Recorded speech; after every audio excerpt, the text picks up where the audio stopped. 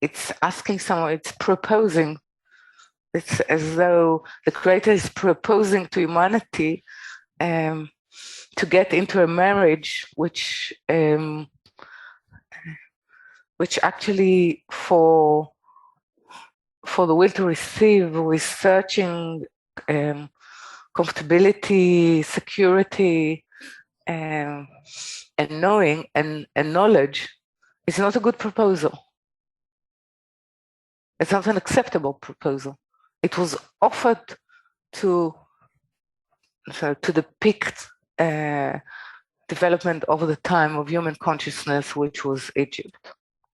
Okay, it's the peak of the cultural and the thought and the technology, which was in Egypt at the time, which had in it a very strong, powerful caging aspect, which is that there's no other reality than the one we live. So whatever you do in order to get free or to get out of it, this is the only reality there is. This is Egypt. It's looking at the world today and saying, nothing can improve it. This is how it is, cruel, with ridden by epidemic and war and cruelty and stupidity. And there's no other reality possible. This is Egypt. And we empower it. Okay? There's no other reality possible. This is the power of Egypt upon us. So getting free means that you accept not only that there is a possibility of another reality, but that we, each and every one of us, actually prevents it from coming to be.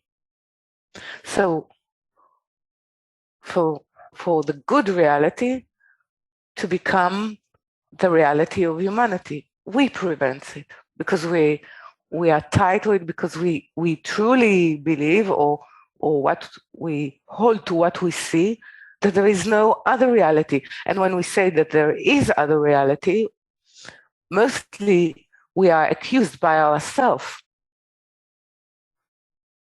We are accused as stupid, not intelligent, not realistic, not being able to actually sort of analyze the laws of reality.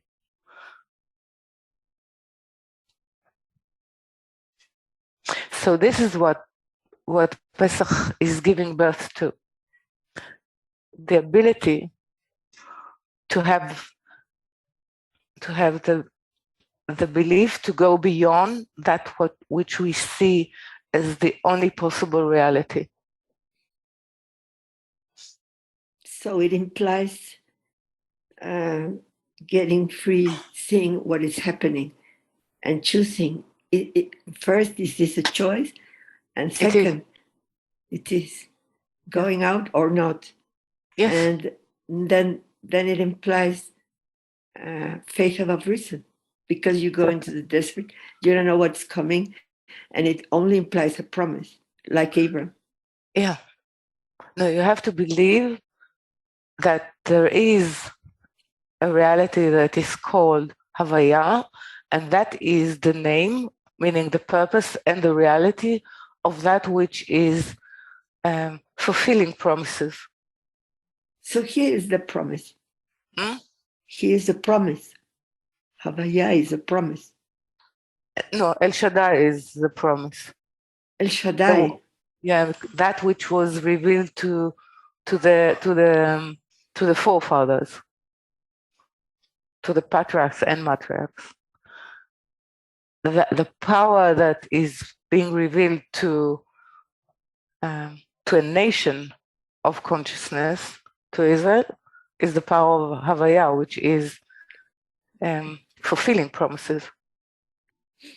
Okay, but there is two things. You see, if you live in Egypt, you are not dependent on rain. You have or you have the Nile. It means that everything within nature is, yes, you have to, but there is a constant vein of life, which is ready-made.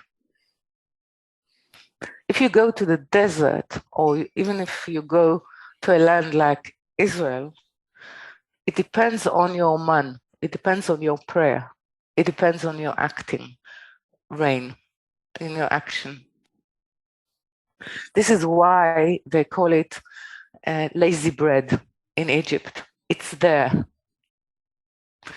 We're missing what was there, obvious, evident for us to use. And now we moved into a state which we need to remember all the time, that the reality of goodness is not in what we see, not in what is already there, but through working out the connection between that will who said,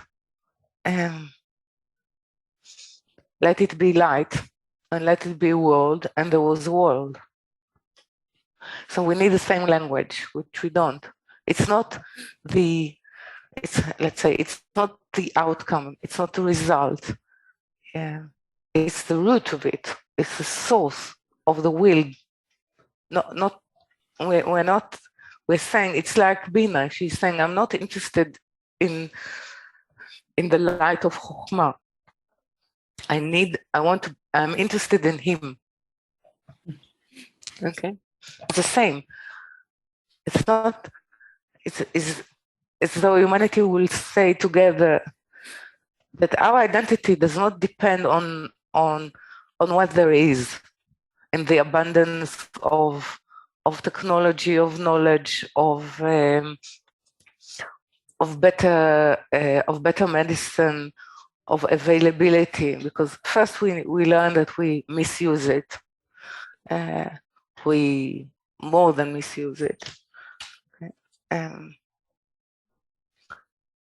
But that our identity is actually like Bina, which is educating us, say that we want to be closer or in simile in terms of wishes to the source, to cater to the creator himself. And this is why it's beyond everything we see. And there lies our true identity as createe, as human. Not the first creation of what was in us as a serpent, but the second creation. So the goal really is to go beyond, is to believe and really go beyond beyond everything, to the root, to expect to go to the root. No, it's not trusting so much the limitation of ourselves. Actually, we trust the limitation of ourselves. The limitation of our perception, the limitation of our morality, the limitation of our knowledge. And we say, the limitation is reality. And if we explain it to someone, we say, what a fool. If you know it's a limitation, how can you trust it? So going above reason is not sort of, it can come from giving up, or it can come from fear. Yes, that's another thing. You go out because of fear, or you go out because of love.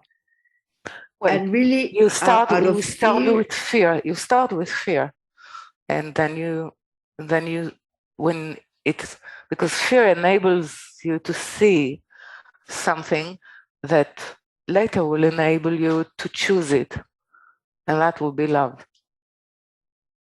So But love is a big word for me.